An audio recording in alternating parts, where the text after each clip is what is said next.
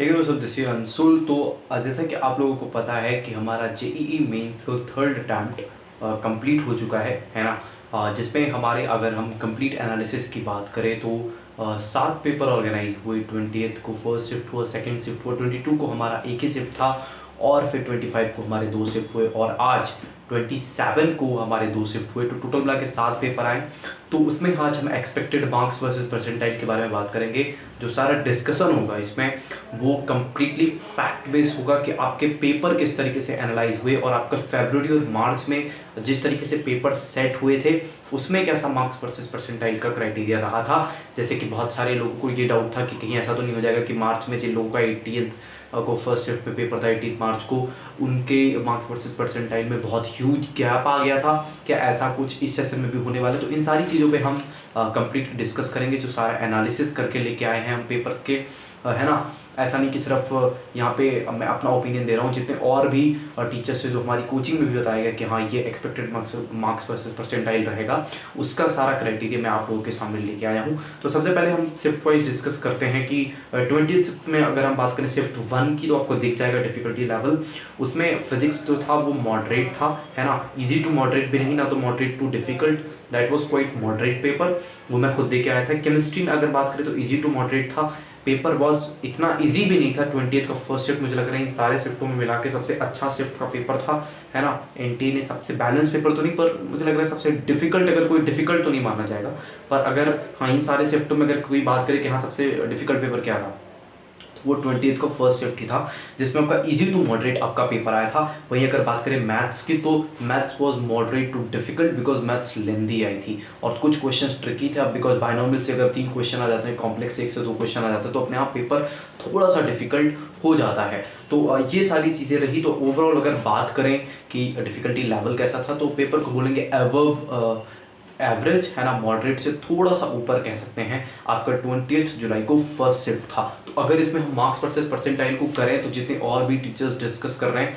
उसमें ये बताया जा रहा है कि क्योंकि जब ऐसे पेपर्स पहले एंट्री सेट किया 2019 या 2020 में, तो उनका जो एक्सपेक्टेड मार्क्स जो हम रख के चलते हैं वो 180 प्लस पे आपके 99 परसेंटाइल बनने की बहुत अच्छी पॉसिबिलिटी हो जाती है। तो if you are scoring above 190 और something, then you are very safe for getting 99 percentile in 20th July first shift, right. तो अगर आपसे 190 के ऊपर आ रहे हैं तो आप कहीं ना कहीं अपने आप को सेफ मान सकते हो कि यू आर गेटिंग 99 परसेंटाइल।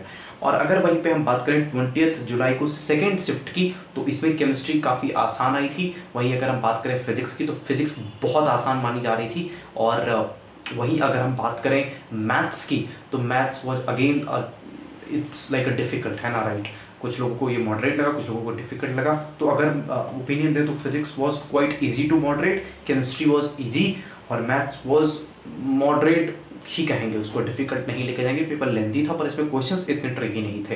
तो ये पेपर अगर आप 5 की रेटिंग दे 20 जुलाई के फर्स्ट शिफ्ट को, तो वो रेटिंग जो मानी जाएगी वो 3.5। अगर आप 5 में से दे रहे हैं तो इस पेपर को आप 3 की रेटिंग देंगे। तो अगर आप इसमें कहीं 200 प्लस स्कोर कर रहे हैं या 205 प्लस स्कोर कर रहे हैं, तो यू आर गेटिंग 99 परसेंटाइल। आप बहुत सारे लोग को लग सकता है इतना वैरी करेगा क्या? बिल्कुल इतना वैरी करेगा, बिकॉज कॉम्पिटिशन भी इंक्रीज हुआ है। इसमें 10 से 5 नंबर का आप, है ना, ऊपर नीचे, मैं नीचे तो नहीं कहूँगा पर आप ऊपर ही रखिए। पर if you are getting 205 plus something, then you are you are in a very good zone to score 99 percentile in 20th July second shift.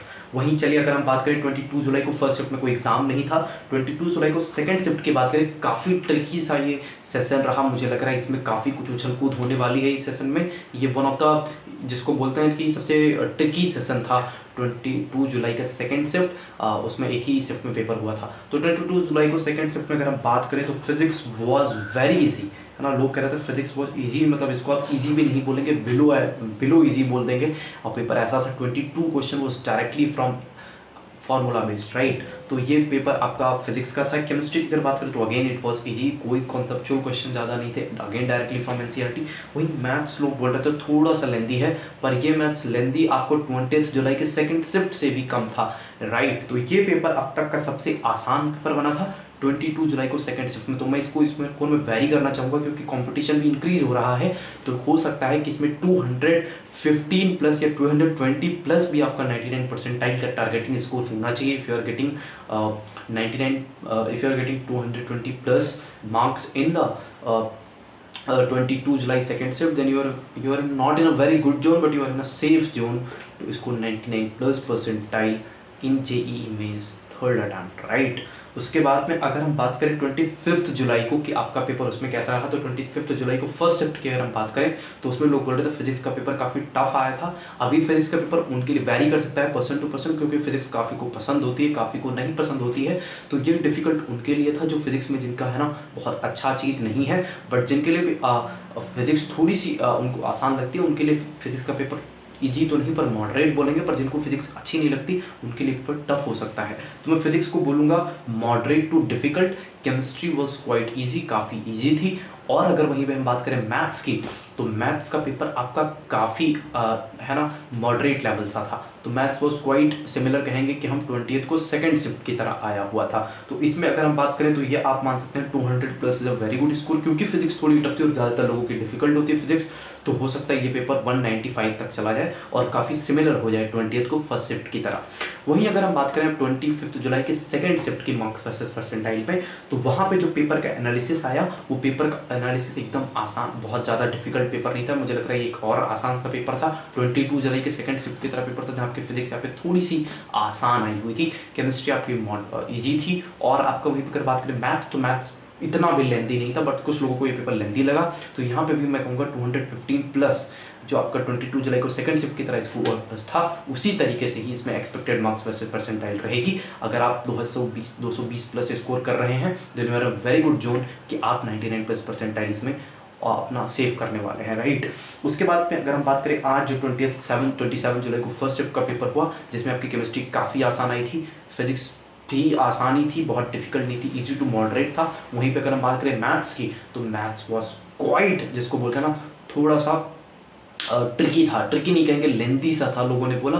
तो ये पेपर भी आपका 20 जुलाई के सेकंड शिफ्ट की तरह काफ़ी वेरी कर रहा था। तो इसमें भी इफ यू आर गेटिंग 205 या 210 plus something, then you are a good zone to score 99 plus percentile. तो बहुत उछल कूद नहीं हो रही है मार्क्स वर्सेस परसेंटाइल में। वहीं अगर हम बात करें अभी के जो सेकंड शिफ्ट की 27 जुलाई के सेकंड शिफ्ट की, तो इसमें भी पेपर सिमिलर था, सारी था, कोई बहुत आपको उसमें उछल कूद देखने को नहीं मिली पेपर में। तो आप यही एक्सपेक्ट कर सकते हैं कि इसमें भी आपका वही स्कोर होगा 215 प्लस। तो अगर हम ओवरऑल एनालिसिस बात करें मार्क्स वर्सेस परसेंटाइल की, तो बहुत उछल कूद नहीं मचाएगा एनटीए ने। एक पेपर 20 जुलाई को फर्स्ट शिफ्ट में जिसमें आपका थोड़ा सा वैरी करेगा, हो सकता है कम मार्क्स पे आपकी अच्छी परसेंटाइल बन जाए, और एक पेपर 22 जुलाई को जो आपका सेकंड शिफ्ट में हुआ, उसमें हो सकता है थोड़े ज़्यादा मार्क्स में आपकी 99 परसेंटाइल बनने के चांसेस बढ़े।